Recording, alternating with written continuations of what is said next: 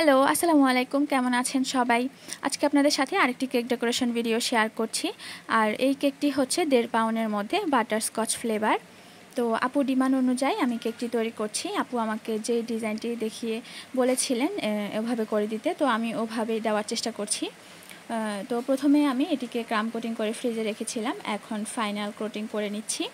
তো final coating করে নেওয়ার পর এখন আমি একটি ব্রাশের সাহায্যে এই ডিজাইনটি করে নিচ্ছি।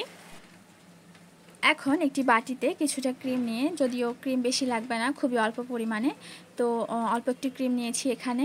আর এখানে একটু 4-5 ফোঁটা ব্লু কালার এবং 1 ফোঁটা হচ্ছে ব্ল্যাক কালার দিয়ে আমি এই কালারটি করে নিচ্ছি।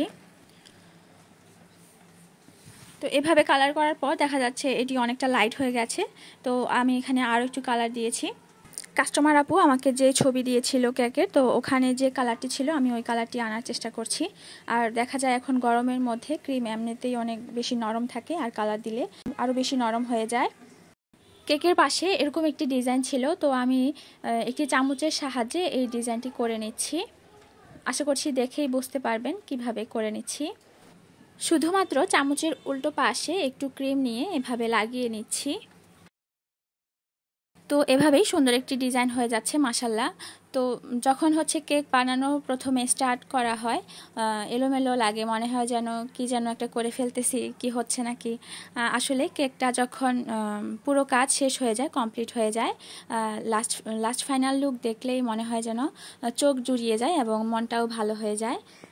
তখন মনে হয় যে না, কষ্টটা সার্থক হয়েছে। আসলে একটি কেকের পিছনে অনেক বেশি শ্রম দিতে হয়। তো আমরা সাধারণত ভিডিওতে 2-3 মিনিট দেখি, মনে হয় যেন না, খুবই সহজ কেক বানানো। আসলে যারা বানায় তারাই বুঝতে পারে যে আসলে খুব বেশি পরিশ্রম এবং ধৈর্যের দরকার একটি কেকের পেছনে। আর কাস্টমাইজ কেকগুলো তো আরও বেশি কষ্ট, দেখা যায় সারাদিন একটি কেকের পেছনে লেগে যায়, আর স্টিল দাঁড়িয়ে থেকে 4-5 ঘন্টা একটি কেক ডেকোরেশন করতে হয়। তো সেক্ষেত্রে বেকার আপুরাই জানে আসলে পরিশ্রমটা কতটুকু। গোল্ডেন লিফ লাগিয়ে নিয়েছি কেকের চারপাশে, চকলেট গানাশ দিয়ে আমি এই নামটি লিখে নিয়েছি। এখন যে ব্লু কালার করেছিলাম ক্রিমের মধ্যে, তো এটি একটি পাইপিং ব্যাগের মধ্যে ঢুকিয়ে ছোট একটি ছিদ্র করে নিয়েছি, আর এভাবেই ছোট ছোট লাভ দিয়ে নিয়েছি। এখন দিয়ে দিচ্ছি কিছু হোয়াইট সুগার পার্ল। ছোট বড় মিলিয়ে সুগার পার্লগুলো মন মতো করেই দিয়ে নিচ্ছি। আর সুগার পার্ল দিলেই কেকের সৌন্দর্যটা আরও বেড়ে যায়। আর কেকের টেস্ট আলহামদুলিল্লাহ অনেক বেশি ভালো ছিল। আপু আমাকে কেক খেয়ে রিভিউ দিয়েছিল যে আপু অনেক বেশি স্যাটিসফাইড হয়েছে। তো কেক যখন কাস্টমার আপু সুন্দর একটি রিভিউ দেয়, দেখা যায় খুব বেশি ভালো লাগে।